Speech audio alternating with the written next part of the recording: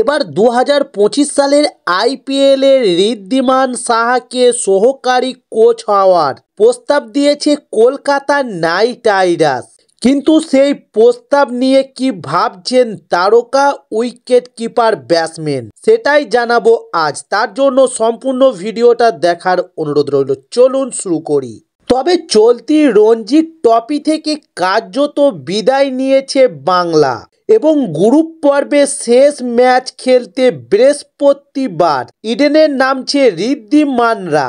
তবে প্রতিপক্ষ পাঞ্জাব। তবে সেই ম্যাচ খেলার পরই ব্যাট গ্লাভস তুলে রাখবেন ঋদ্ধিমান সাহা। তিনি অবসর ঘোষণার পরই শোনা গিয়েছে যে ঋদ্ধিমানকে বাংলার উইকেট কিপিং কোচ হওয়ার প্রস্তাব দেওয়া হয়েছে। কিন্তু বিদায়ী ম্যাচের আগে সেই সব নিয়ে মোটেই ভাবতে চান না ঋদ্ধি। আপাতত তার লক্ষ্য একটাই, কঠিন অঙ্কের হিসেব টপকে বাংলাকে রঞ্জি ট্রফির পরিবর্তিত রাউন্ডে নিয়ে যাওয়া। কিন্তু এখন প্রশ্ন হচ্ছে, অবসরের পর কি করবেন ঋদ্ধিমান সাহা?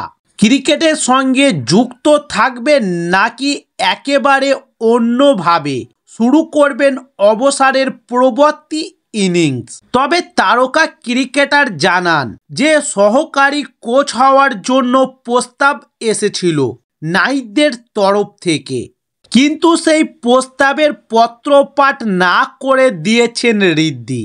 তার মতে সমস্ত কাজের জন্যই চূড়ান্ত প্রতিশ্রুতি নেওয়া দরকার, কারণ প্রতিশ্রুতি না থাকলে কোনো কাজে সাফল্য মেলে না।